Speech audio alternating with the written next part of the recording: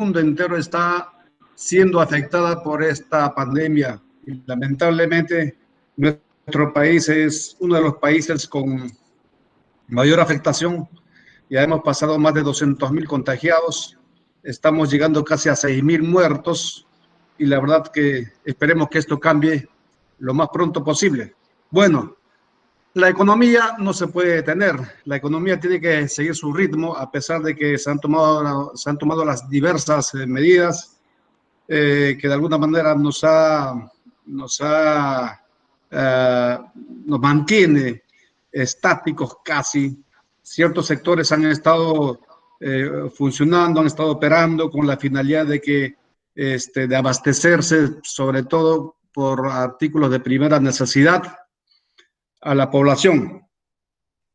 Bueno, en virtud de esta situación, el Ejecutivo solicita facultades extraordinarias, si cabe el término, al Poder Legislativo con la finalidad de legislar para poder enfrentar el COVID-19, para poder enfrentar en temas de carácter social, salud y obviamente desde el punto de vista económico y tributario.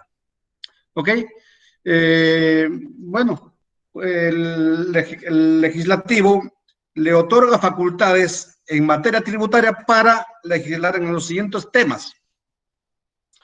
1. Establecer disposiciones que faciliten el pago de las deudas tributarias administradas por la SUNAT. 2. Modificar la legislación tributaria respecto del impuesto a la renta en cuanto a procedimiento de pagos a cuenta, arrastre de pérdidas, plazo de depreciación, gastos por donaciones. 3. Rediseñar, eliminar y o modificar regímenes tributarios simplificados para los micro y pequeños contribuyentes y otros procedimientos a los micro y pequeños contribuyentes. 4. Prorrogar y ampliar el ámbito de aplicación del régimen de devolución de la Ley 3296, ley que promueve la reactivación de la economía. Obviamente esta ley tiene vigencia del año 2014. Y 5, prorrogar el plazo de la autorización a la SUNAT para ejercer funciones en el marco de la ley número 27269, ley de firmas y certificados digitales.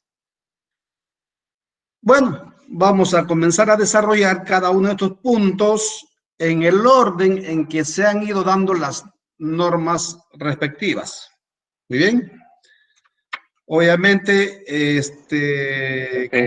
Gualberto, disculpa que te interrumpe, no están pasando tus diapositivas. ¿Puedes pasarlo, por favor? Listo, ok. Ok, gracias. ¿Listo? Ok, ya estamos en ese punto, ok. En vista de que en este caso las facultades, en base a las facultades delegadas al Ejecutivo, lo que emite son decretos legislativos, ¿ok? Porque después tiene que dar cuentas al Congreso de la República. Muy bien. Okay. Entonces, el primer decreto legislativo relacionado con temas tributarios fue el decreto legislativo que prorroga el plazo de la autorización a la SUNAT para ejercer funciones de entidad de registro o verificación para el Estado peruano, a que se refiere la cuarta disposición complementaria, transitoria y final de la ley número 27269, ley de firmas y certificados digitales. Esta ley 27269 es una ley bastante antigua. Fue promulgada el 26 de mayo del 2000 y la verdad pues era un tema en su momento muy novedoso y no ha tenido vigencia o no se puso en práctica hasta después de que se diera el decreto legislativo 1370. Este decreto legislativo 1370, que fue promulgada el 1 de agosto del 2018. A través de este decreto legislativo 1370 se le faculta a la SUNAT funciones como entidad de registro o verificación ¿Ok? O sea, lo que regulaba la ley 27269, ley de firmas y certificados digitales. Esta función vence justamente el 30 de junio de 2020, o sea, en este mes.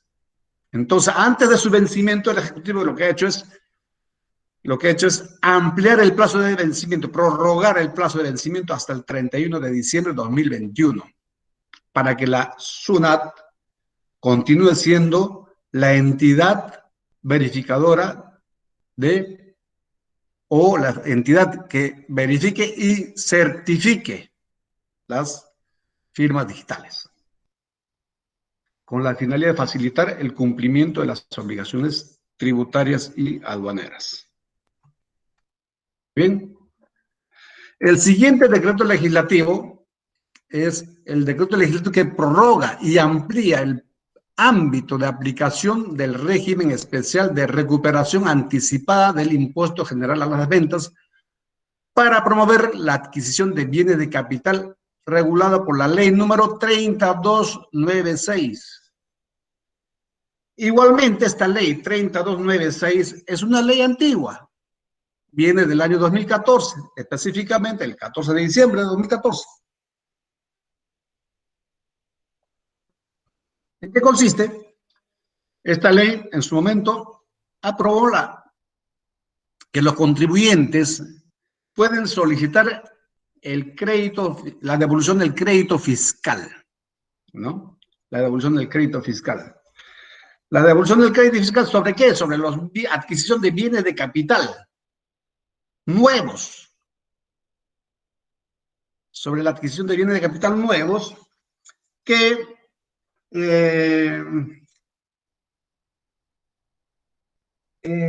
pero por aquellas empresas que estaban inscritas como microempresas o pequeñas empresas en el REMIPE, cuyas ventas anuales no pasen las 300 unidades impositivas tributarias. ¿Ok?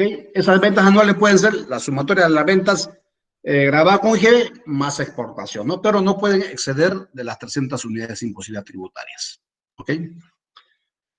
Este acogimiento a este beneficio igualmente vence el 31 de diciembre del año 2020, o sea, en este año.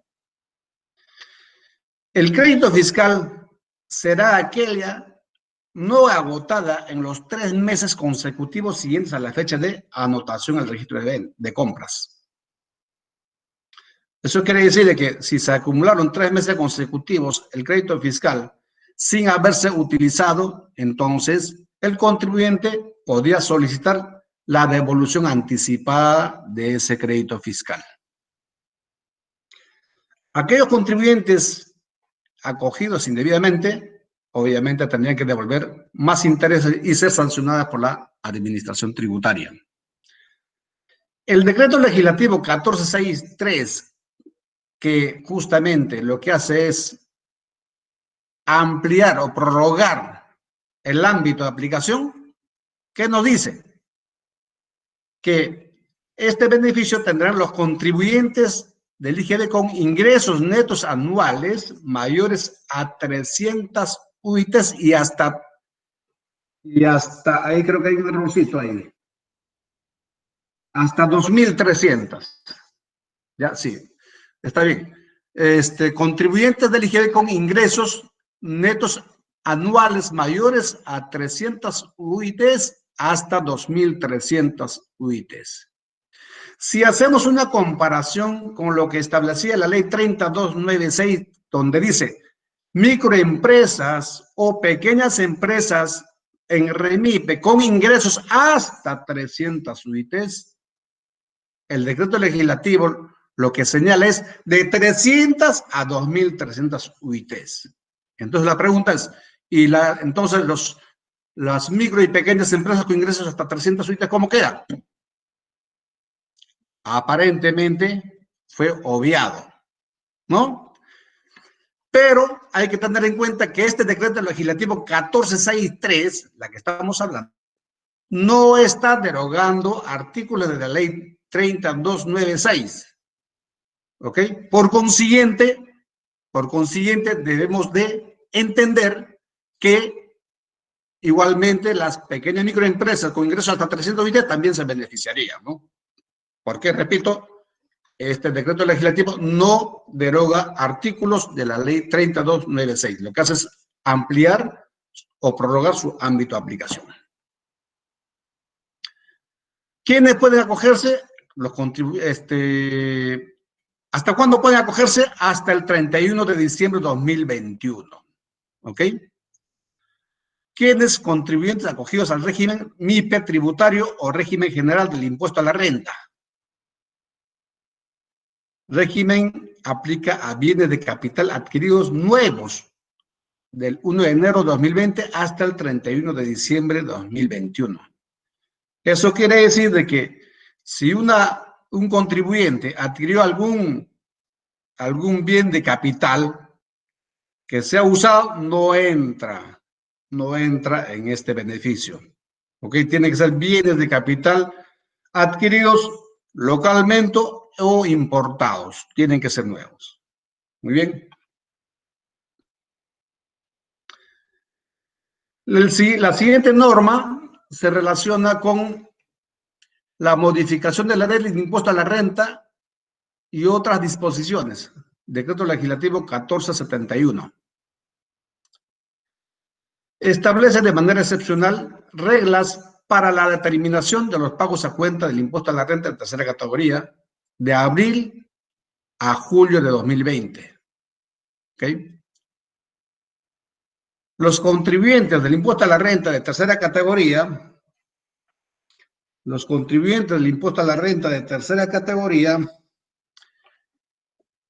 que en aplicación del artículo 85 de la ley efectúen pagos a cuenta de abril a julio de 2020, pueden modificar o suspender sus pagos a cuenta por estos periodos.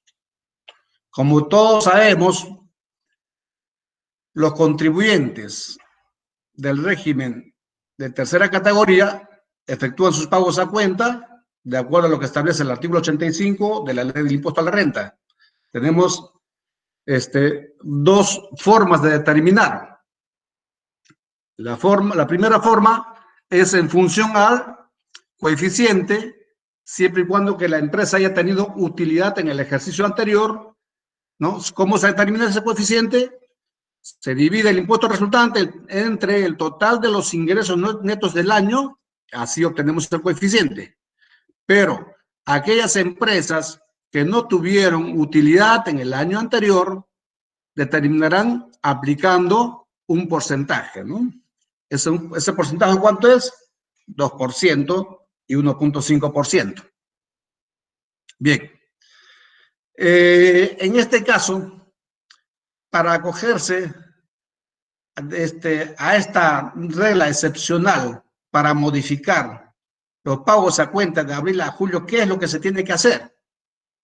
Lo que se tiene que hacer es comparar los ingresos del año 2020, o sea, abril 2020, con ingresos del año 2010.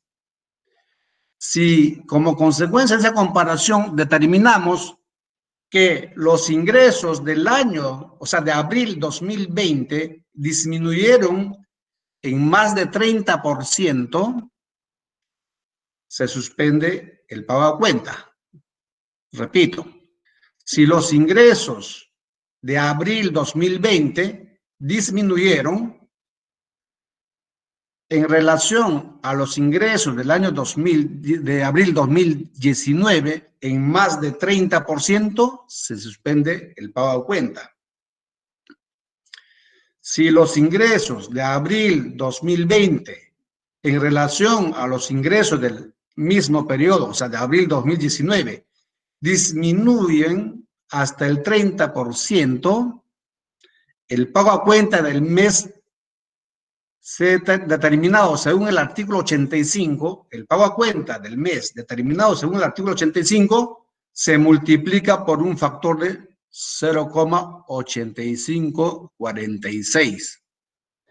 Eso quiere decir de que si la empresa, bajo el régimen que venía efectuando el pago a cuenta, por decir, le resultaba un impuesto como de 1.000 soles, para hacerlo fácil, y ya no va a pagar 1.000 soles, sino pagará 585 soles.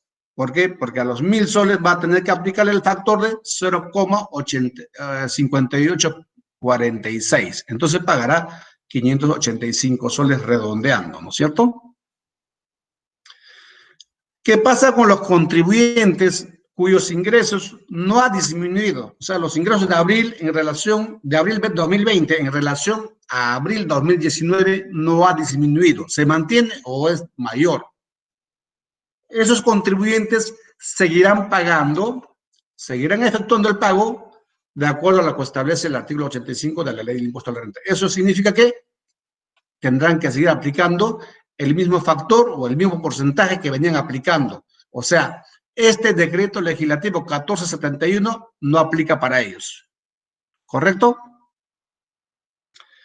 Para mayo es la misma secuencia, la misma forma de determinación. Para junio y julio igual. ¿Ok? Espero que me hayan comprendido.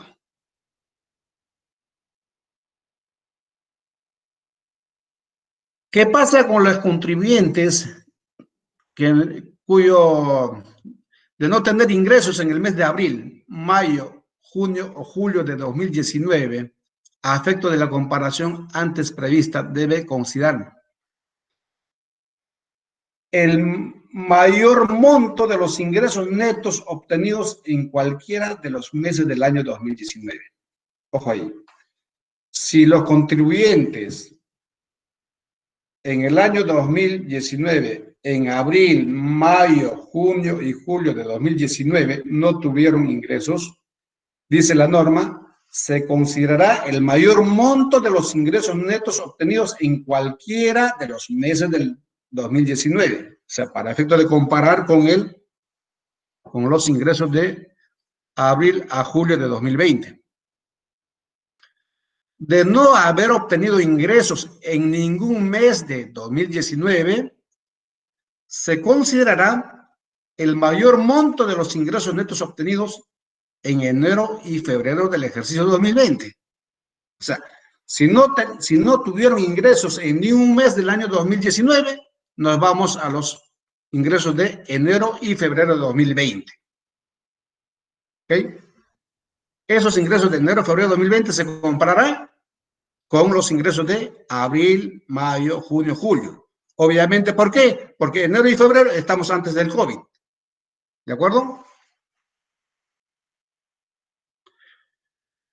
Los pagos a cuenta de abril, mayo, junio y julio de 2020 se determina de acuerdo con el artículo 85. El resultado se multiplica por el factor 0.8546.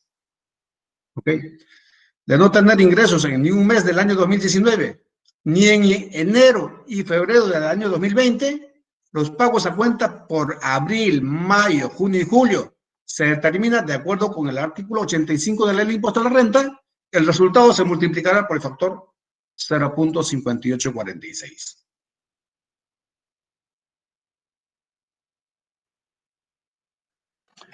Ahora nos vamos sobre el plazo o el nuevo plazo que nos han dado para el arrastre de pérdida bajo el sistema A. Ojo, bajo el sistema A del decreto legislativo 1480. De acuerdo a la ley del impuesto a la renta, el arrastre de las pérdidas, igualmente tenemos dos formas para el arrastre, ¿no? El sistema A y el sistema B. El sistema A, ¿qué nos dice? Nos dice que la pérdida del ejercicio se puede arrastrar por 4 años consecutivos hasta agotarlo, ¿no? En los 4 años siguientes de su generación de la pérdida. El sistema B del artículo 50, ¿qué nos dice? Que tan solamente podemos arrastrar el 50% de manera indefinida hasta agotar. Y el saldo del 50% se pierde. ¿Ok? Muy bien. Eso es una normativa que todos conocemos. ¿Qué nos dice el decreto legislativo 1481? Lo que establece es que la pérdida neta de tercera categoría del ejercicio 2020 se puede arrastrar o se arrastrará por 5 años. O sea, dada la situación por el efecto del COVID que estamos viviendo y este año 2020, esperemos que no sea así, pero muchas empresas van a tener pérdidas. Esas pérdidas se pueden arrastrar hasta por 5 años siguientes a efectos de aplicar contra resultados futuros. O sea, ¿a partir de cuándo? A partir del 2021. La pérdida del año 2020 se arrastrará para el año 2021, 22, 23, 24, 25, hasta el año 2025. Pero ¿qué pasa si no se agota hasta esa fecha? Pero el tema es un poquito más complejo que lo que dice la norma. ¿Qué pasa con las empresas que venían arrastrando la pérdida tributaria de años anteriores? ¿Esas entran o no entran? No, esas no entran. Esas seguirán compensándose en 4 años. Este plazo de compensación por 5 años es tan solamente para la pérdida tributaria del año 2020. ¿Ok? Las demás pérdidas que se venían arrastrando de años anteriores se tienen que seguir con la misma regla anterior, o sea, arrastrarse solo hasta por 4 años. Pero el tema es que el año 2020 muchas empresas van a tener pérdida. Por consiguiente, la pérdida tributaria arrastrable de muchas empresas el año 2020 no va a tener con qué compensarse, o sea, no va a haber un resultado positivo al cual aplicarse. Posiblemente el año 2021 continuemos con la misma secuencia. Entonces, el efecto de esta norma no creo que sea tan saludable que digamos, ¿no? Porque la recuperación de esta pérdida contra resultados o utilidades futuras es un poco incierta. Bien. Ahí tenemos la forma como se determina o se aplica la pérdida tributaria. Bueno, tenemos la renta neta.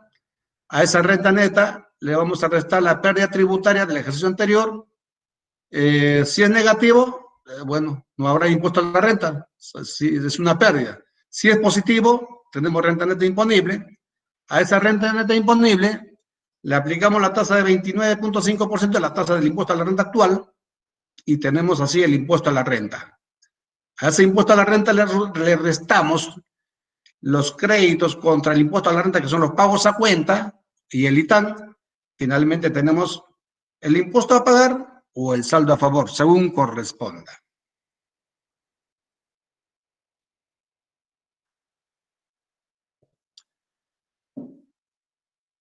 El siguiente decreto legislativo es relacionado con el régimen de aplazamiento y o fraccionamiento de las deudas tributarias administradas por la SUNAT.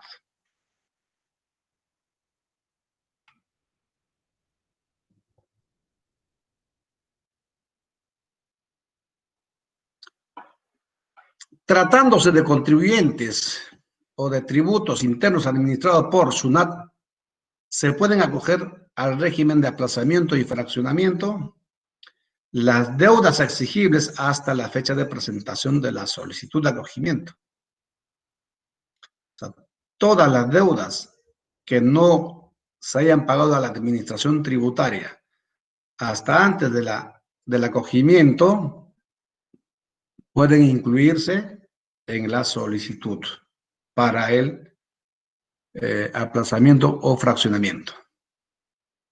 Intereses de pagos a cuenta del impuesto a la renta no regularizados. Esto se relaciona con los intereses de los pagos a cuenta del impuesto a la renta del año 2019, por ejemplo, que de repente, por X motivos, los contribuyentes no pagaron oportunamente sus pagos a cuenta, por consiguiente, esos intereses, esos pagos a cuenta han generado intereses y no se pagaron esos intereses, también se incluye en el aplazamiento y fraccionamiento. los pagos a cuenta del impuesto a la renta de tercera categoría de enero, febrero y marzo de 2020. Estos pagos a cuenta por los meses de enero, febrero y marzo de 2020, solo se incluiría siempre y cuando el aplazamiento o fraccionamiento no sea más allá hasta diciembre de 2020. Porque como ustedes comprenderán, los pagos a cuenta finalmente se tienen que aplicar contra el impuesto a la renta resultante del ejercicio. Por consiguiente, la norma establece que en el caso de los pagos a cuenta de enero, febrero y marzo, ¿no?, solamente aplica siempre y cuando que el aplazamiento o fraccionamiento sea hasta el 31 de diciembre de 2020. Las deudas por multas, por infracciones cometidas, también se pueden incluir en el aplazamiento de fraccionamiento. Saldos de aplazamiento y o fraccionamiento anteriores con carácter particular o general vigente o con causal de pérdida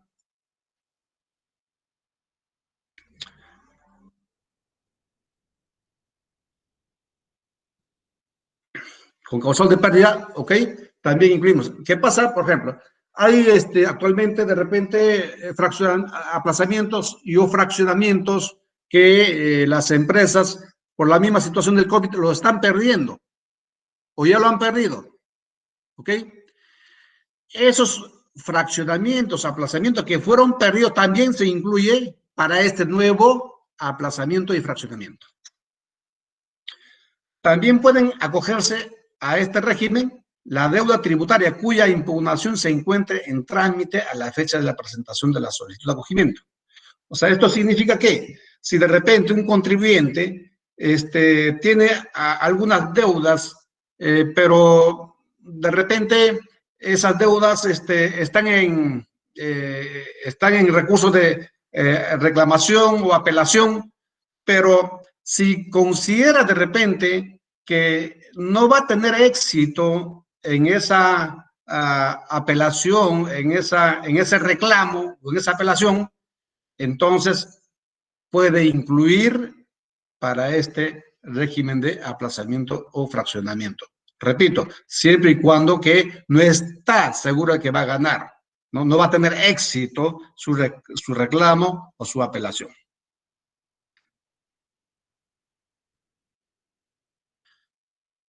¿Qué deudas tributarias no están comprendidas? Tributos retenidos o percibidos. Los tributos retenidos o percibidos no entran en este régimen. Las que están en procedimiento concursal, Ley 27.809, Ley General del Sistema Concursal y modificatorias, las que están en liquidación judicial o extrajudicial a la fecha de la solicitud tampoco no entran.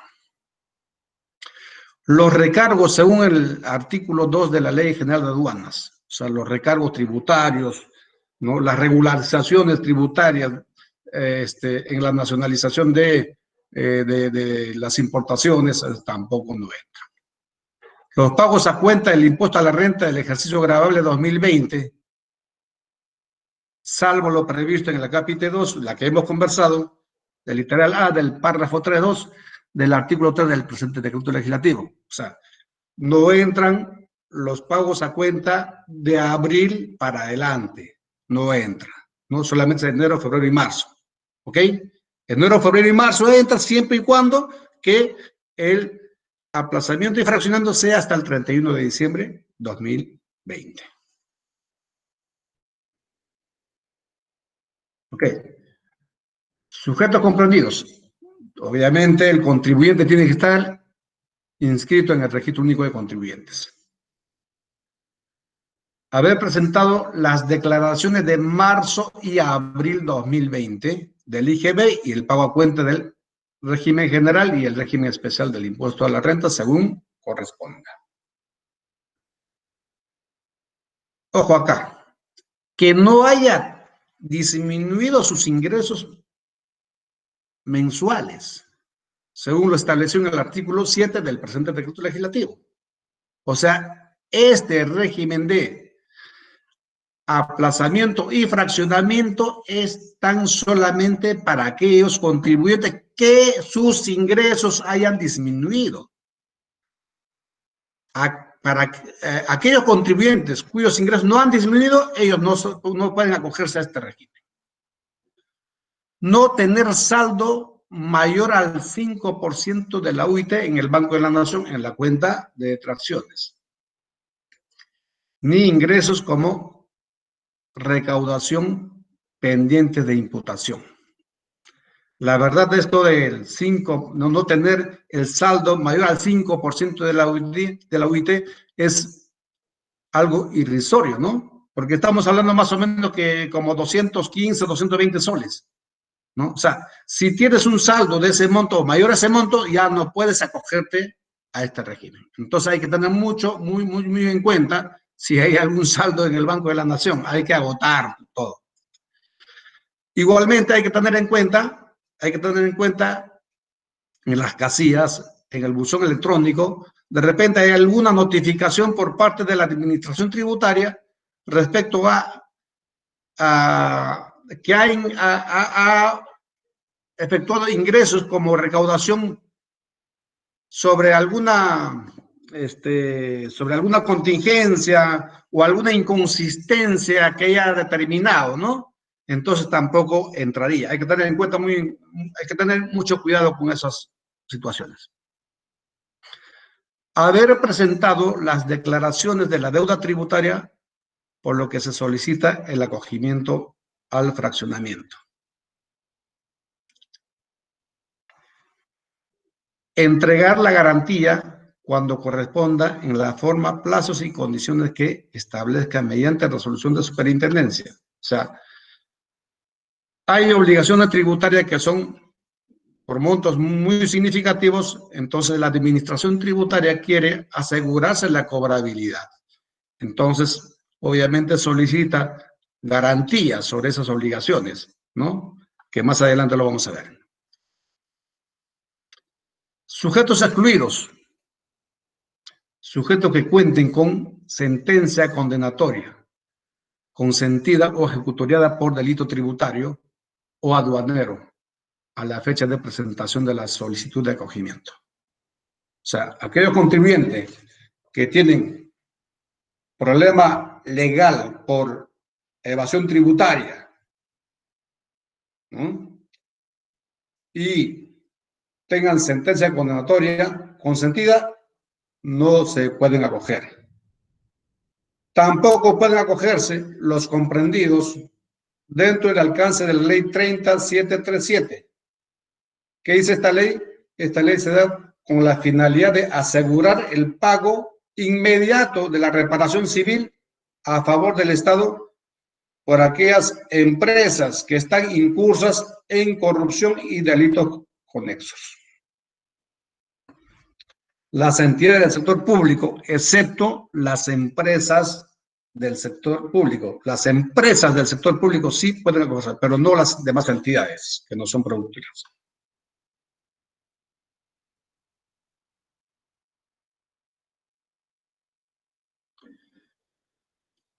Acá vamos con una especie de un poco de trabalengua, si cabe el término, porque igual tenemos que determinar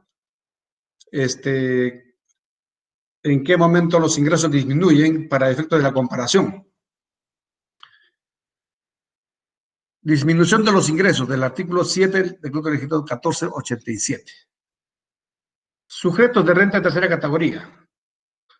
Comparar el resultado de la suma de los ingresos netos mensuales de los periodos tributarios de marzo y abril del ejercicio 2020 con los ingresos netos mensuales de los mismos periodos del ejercicio 2019. En caso tenga ingresos netos mensuales de marzo y o abril de 2019, para la comparación prevista en el párrafo anterior, debe considerar de contar con ingresos en marzo o en abril de 2019. Ojo ahí, en marzo o en abril de 2019 se toma en cuenta dichos ingresos más el mayor monto de los ingresos netos mensuales obtenidos en cualquiera de los meses de dicho ejercicio. ¿Correcto? De no contar con ingresos netos en marzo y abril de 2019, pero sí en otros meses de dichos ejercicios, se tomará en cuenta los dos mayores montos de los ingresos netos mensuales obtenidos en cualquiera de los meses de dichos ejercicios.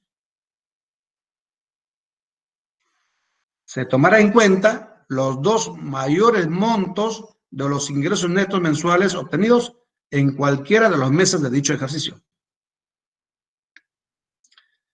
De contar con ingresos en un solo mes del ejercicio 2019, de contar con ingresos solo en un mes del ejercicio 2019, dicho ingreso se multiplica por 2. O sea, de tal manera que para efectos de la comparación tengamos 2 meses. ¿Ok? Si se tiene solamente un mes de ingresos en el año 2019, se multiplica por 2. Entonces ya equivale a 2 meses. Para efectos de la comparación con marzo y abril de 2020.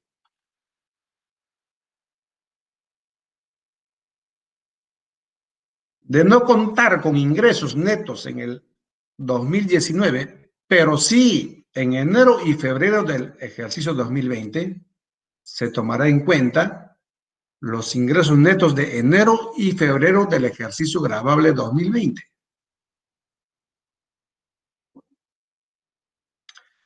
De contar con ingresos en uno de los meses de enero o febrero del ejercicio 2020, dicho ingreso se multiplica por 2. ¿Ok? O sea, o bien tienes ingreso en enero o febrero, pero no los 2 meses. O enero o febrero, ese ingreso en cualquiera de esos meses o en cualquiera de ese mes se multiplica por 2. Y ese resultado se compara con los ingresos de marzo y abril. En caso no se hubiera obtenido ingresos netos en el 2019, ni de enero a abril de 2020, se considera que sus ingresos no han disminuido. Se considera que sus ingresos han disminuido, ¿no? A ver, en caso no hubiera ingresos en el año 2020, ni de enero a abril 2020, o sea que no hubieron ingresos en el año 2019, tampoco de enero a abril 2020 no hubieron ingresos. Se considera que sus ingresos han disminuido. No, pues, es que no hubo ingresos simplemente.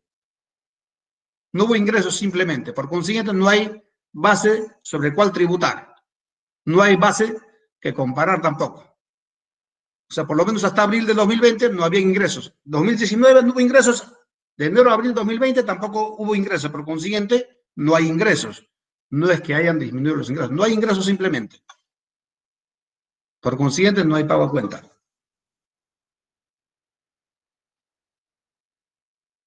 Se consideran como ingresos netos mensuales el mayor valor que resulte de las siguientes operaciones. Fíjense, acá viene este tema un poco más simpático. La suma de las ventas grabadas, no grabadas, exportaciones y otras ventas, menos descuentos y devoluciones de ventas consignadas en las declaraciones del IGB en periodos tributarios.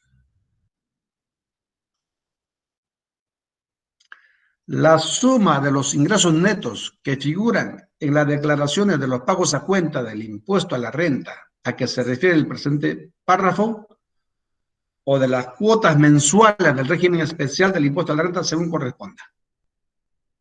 ¿Ok? O sea, acá tenemos que tener, por un lado, los ingresos netos para el pago a cuenta del impuesto a la renta y, por otro lado, los ingresos gravables con el IGB, los ingresos no grabados, las exportaciones y otras ventas, menos los descuentos y devoluciones, para efecto de la comparación con los ingresos netos grabados de renta.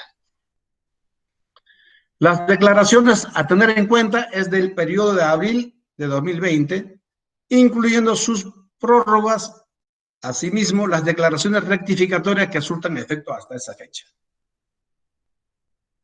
Bien, como comprenderán, este régimen de aplazamiento de fraccionamiento es una norma que hay que tener mucho detenimiento, mucha concentración para poder comprenderla, porque definitivamente para determinar la disminución de los ingresos, ¿no? Hay que hacer diversas comparaciones de los ingresos de marzo a abril 2020 contra los ingresos del año 2019, según corresponda, ¿no? Inclusive, en este caso, tomar en cuenta los ingresos para la declaración del IGB, y eso compararlo contra los ingresos para el pago a cuenta del impuesto a la renta.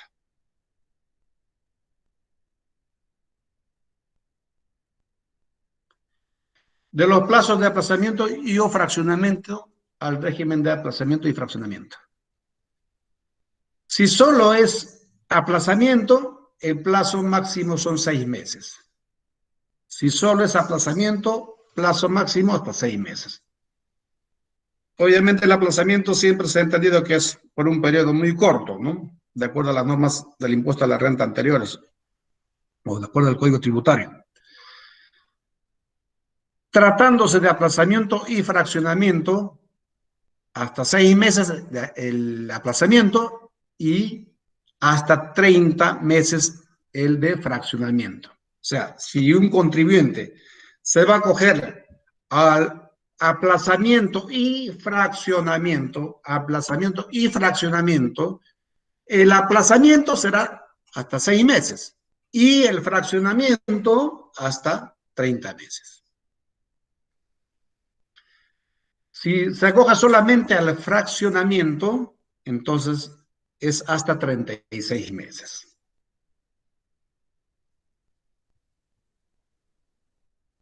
Del pago de los intereses. La tasa de interés para este aplazamiento y fraccionamiento es el 40% de la TIN. ¿Ok? De la tasa de interés moratoria, ¿no? A partir del día siguiente del acogimiento, o sea, computado a partir del día siguiente del acogimiento, 40% de la TIM. ¿Cuánto es la tasa de la TIM actualmente? Es 1%, ¿no? En abril del presente año, justamente a raíz del COVID, bajó la tasa de interés de 1.2 al 1%. Entonces, en este caso, para el aplazamiento y fraccionamiento, la tasa de interés que se va a aplicar es el 40% de la TIM. ¿Okay? O sea, el 0.4%. La tasa de interés en el aplazamiento es al rebatir diario. Se aplica sobre el monto acogido. O sea, siempre la tasa afectará o se grabará al saldo del impuesto por pagar. Es por eso que se dice a tasa al rebatir.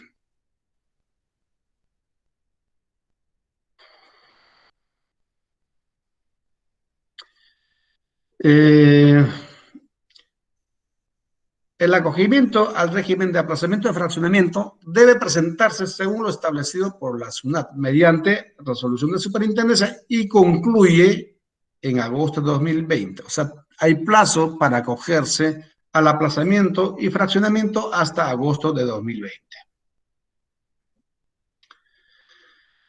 Las solicitudes para este régimen de aplazamiento y fraccionamiento tiene que ser independiente para las deudas que son del Tesoro Público y las deudas de salud.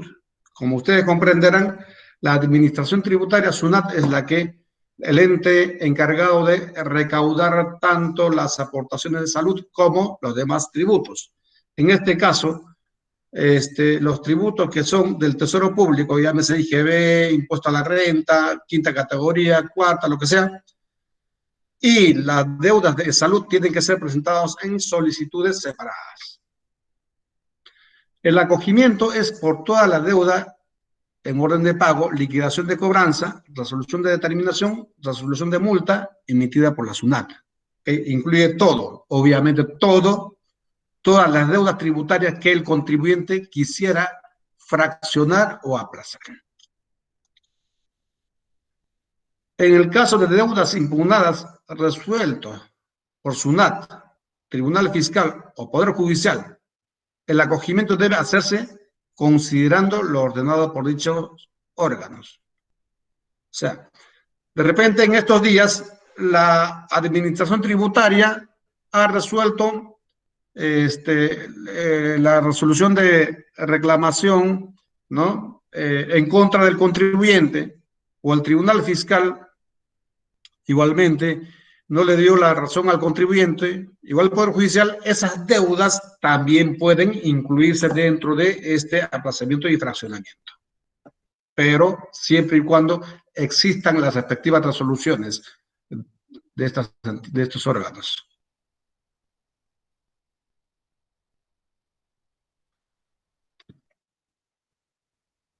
De la pérdida del aplazamiento y fraccionamiento. Si no se paga el íntegro de la deuda tributaria aplazada, se pierde, ¿no? Aplazamiento no pago del íntegro de la deuda tributaria aplazada, se pierde. Fraccionamiento. Se adeuda 2 cuotas consecutivas o cuando no paga la última cuota dentro del plazo establecido, se pierde. O sea, si el contribuyente no ha pagado 2 cuotas consecutivas del fraccionamiento, lo pierde. ¿Ok? Tratándose de aplazamiento y fraccionamiento, se pierde ambos por el no pago del interés del aplazamiento al vencimiento. Fraccionamiento. Si no se paga 2 cuotas consecutivas o última cuota dentro del plazo establecido para su vencimiento, igualmente se pierde. Si no se mantienen las garantías otorgadas por la SUNAT, ¿no? Las garantías establecidas por la SUNAT, si no se mantienen, se pierde el fraccionamiento. Estas garantías pueden ser garantías hipotecarias, puede ser carta fianza, ¿no? Cualquiera de esos dos. La declaración de pérdida es por resolución. Eso quiere decir que si el contribuyente ha incurrido en alguna de esos incumplimientos que hemos citado, la SUNAT inmediatamente emitirá la resolución de pérdida, ¿no? Si el contribuyente no está de acuerdo con esa resolución de pérdida, puede, obviamente, impugnar, puede presentar su recurso de reclamación. Ahí están las garantías.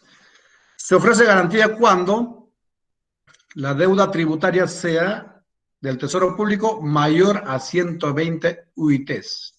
Por el exceso de este monto, de los 120 UITs, será necesario presentar la garantía.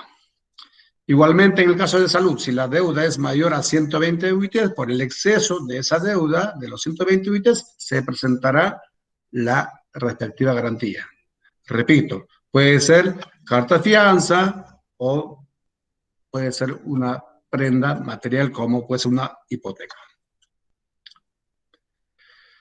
Las deudas que provienen del aplazamiento y o fraccionamiento del régimen general o particular, o sea, las deudas que venían con fraccionamiento del régimen general o particular anteriores a esto y que el contribuyente los haya perdido, estas deudas tendrán una garantía, ¿no? Una garantía por el exceso de las 15 UITs. Si la deuda es mayor a las 15 UITs, por el exceso tendrán que presentar también una garantía.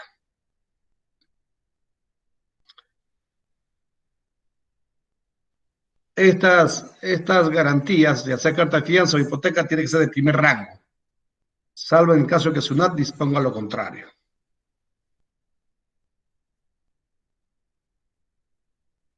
Muy bien, ahí terminamos con lo que es el aplazamiento y o fraccionamiento. Ahora vamos al régimen especial de depreciación y la modificación del plazo de depreciación. Decreto Legislativo 1488.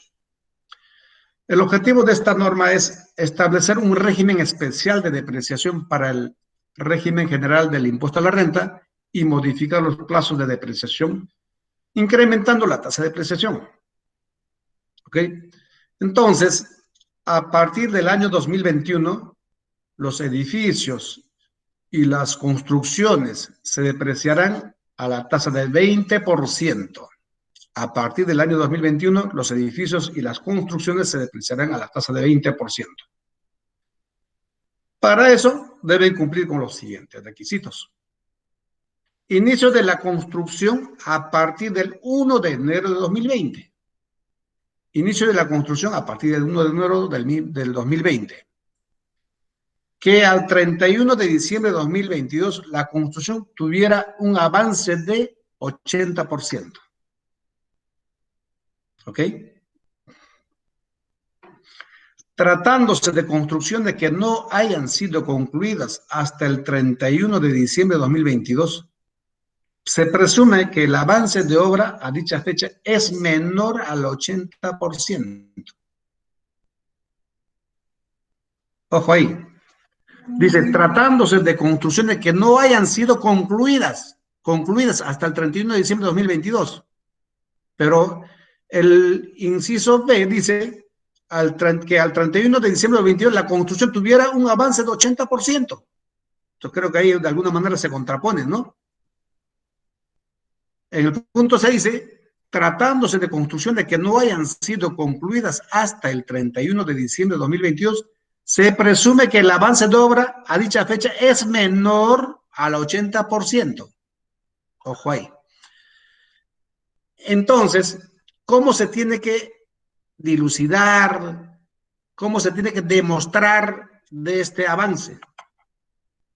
Obviamente, tendrá que ser con el informe de la empresa constructora encargada de la construcción de ese inmueble, de ese edificio, de esa construcción, quien presentará el grado de avance a que se encuentra al 31 de diciembre de 2022, si todavía está en construcción. ¿Ok? Donde se determine que es 80% o más del 80% o menos de ese porcentaje, ¿no? Pero esta norma no es tan novedosa que digamos, porque en el 16 de noviembre de 2014, igualmente se promulga la ley 30264, que también en el caso de edificios y construcciones aprueban la depreciación de 20%, ¿no? La depreciación de 20% a partir del ejercicio graduable de 2015. Entonces, actualmente está vigente esta ley 30264 para aquellos contribuyentes que adquirieron o construyeron inmuebles en el 2015, ¿no? Cuya depreciación es con la tasa de 20%. Entonces, este decreto legislativo 1488 lo que hace es prácticamente tomar casi el mismo cuerpo de esta norma de la ley 30264 para considerar para los contribuyentes que puedan adquirir estos predios desde el 2020 y puede ser depreciado a partir del 2021.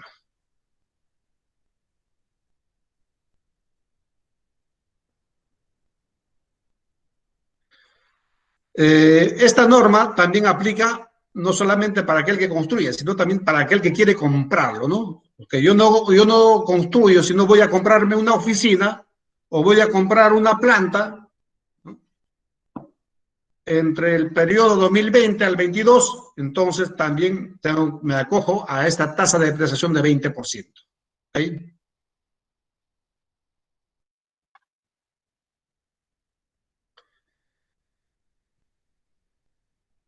Ahí tenemos la variación de la depreciación para los demás bienes de capital.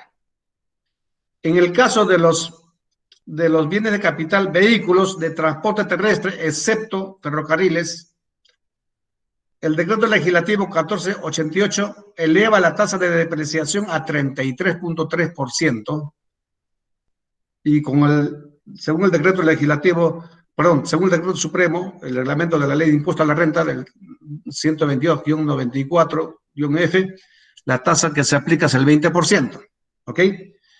Se incorpora vehículos híbridos o motor eléctrico, vehículos híbridos o motor eléctrico, cuya depreciación será el 50%. Esa es la novedad, ¿no? Porque en el reglamento de la ley de impuesto a la renta esto no incluye, por consiguiente no había ninguna tasa. Pero este decreto legislativo ya lo considera, ¿no? Y como la tasa del 50% de depreciación.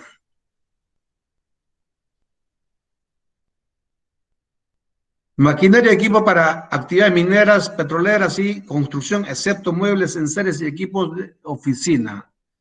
Esas se seguirán depreciando con la tasa por 20% para las empresas mineras, petroleras y de construcción. Eso no ha tenido ningún cambio, por si acaso, ¿ok? No ha tenido ningún cambio. Equipos de procesamiento de datos, computadoras. La tasa de depreciación 50%, la tasa con que se venía depreciando 25%, ¿no? O sea, en 2 años estará completamente depreciada. Maquinaria de equipo adquirida 20%, antes se venía depreciando 10%.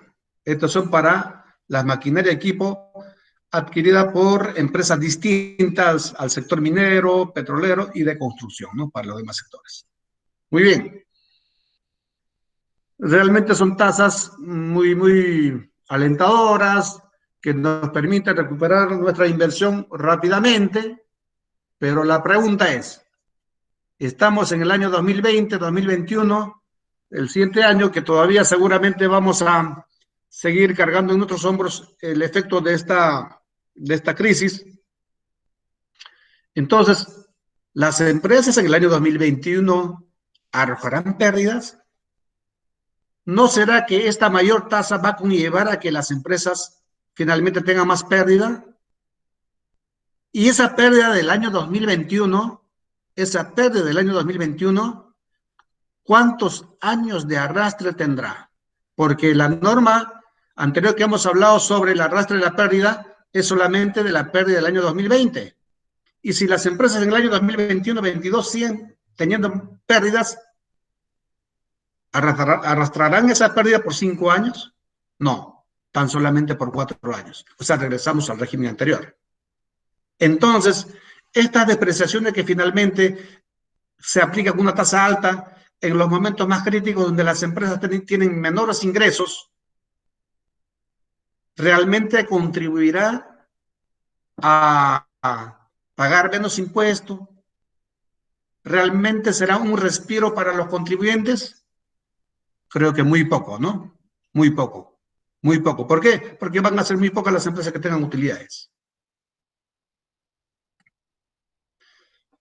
La verdad, pues se nos viene un momento difícil, crítico, inclusive para el Estado, porque definitivamente necesita recaudación tributaria. Y todos nosotros somos los contribuyentes que tenemos que pagar. ¿Ok? Ahora, ¿de dónde pagamos si no hay renta, no hay ingreso? Entonces, seguramente más adelante el gobierno va a estar más desesperado y tendrá que dar otras normas. Quién sabe, de repente grabando con mayor tasa a los que ya venimos pagando sobre el impuesto a los activos. Podría ser.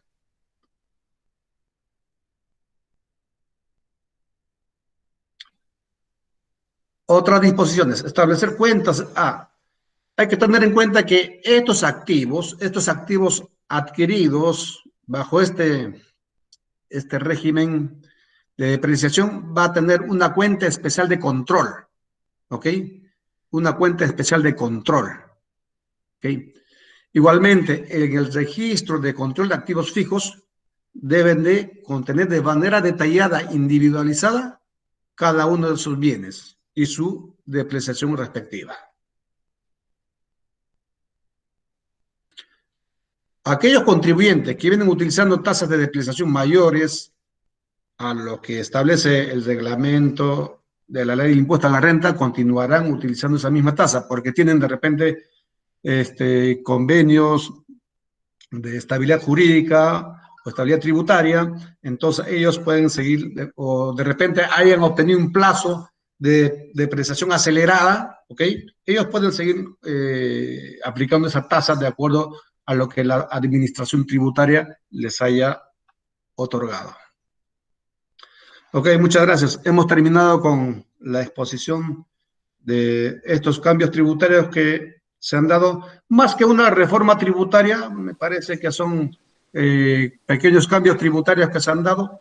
Esperemos realmente que los contribuyentes traten de aprovecharla. Para eso es importante que tengan una contabilidad muy ordenada, de tal manera que los impuestos que pueden pagar igualmente estén calculadas sobre una base tributaria bien definida, de tal manera que no tengan mayores contingencias, porque definitivamente hoy en día las empresas tienen que propiciar ahorro con la finalidad de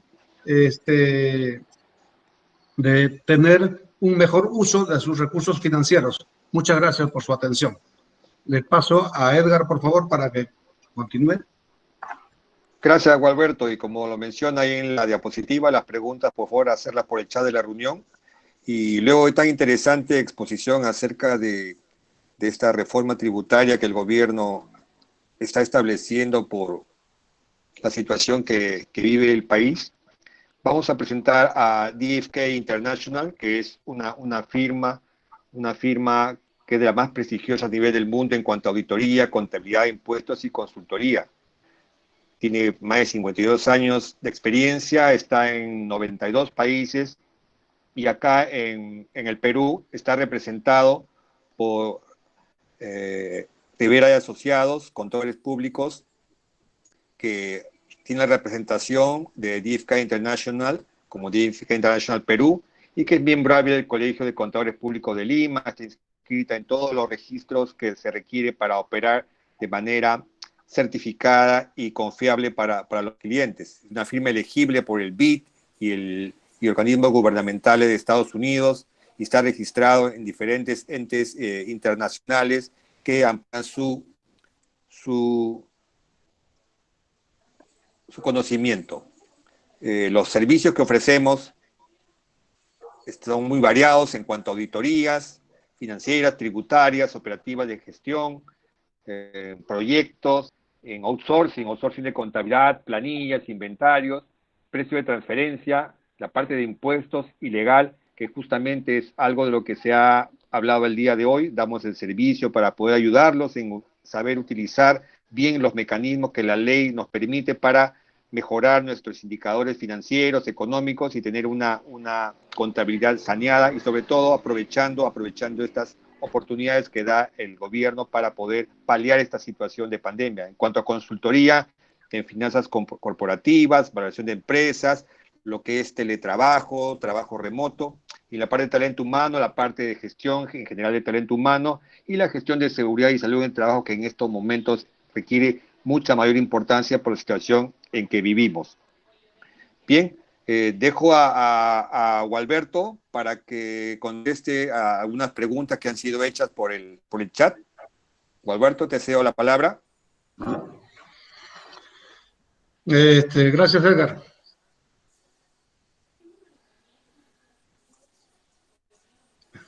Muy bien, gracias, Edgar. ¿Me escuchan, no? Sí, te escuchamos, Gualberto. Listo. Bueno, acá hay una pregunta que me dicen: ¿qué pasa si el contribuyente no tiene dinero para pagar, si esos impuestos se pueden diferir? Los impuestos no se pueden diferir, los impuestos se tienen que declarar en el periodo que corresponde. Ahora, si no hay dinero, justamente es que si está dentro de este periodo para el aplazamiento o fraccionamiento, puede incluirlo en el aplazamiento o fraccionamiento. ¿Ok? Ya hemos dicho que la vigencia es hasta agosto de 2020, ¿no? Entonces, sí lo puede incluir en este régimen de aplazamiento o fraccionamiento.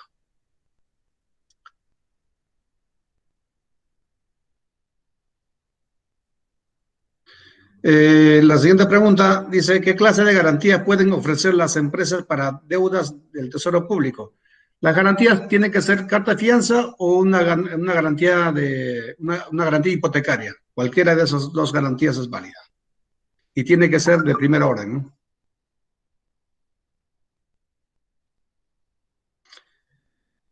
La siguiente pregunta es, ¿puede acogerse a este régimen de aplazamiento y o fraccionamiento deudas que se encuentran en cobranza coactiva?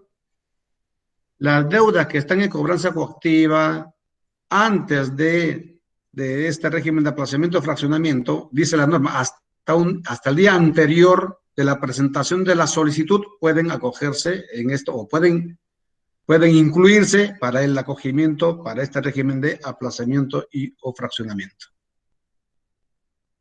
Bien, muchas gracias por la atención. Muchas gracias a todos.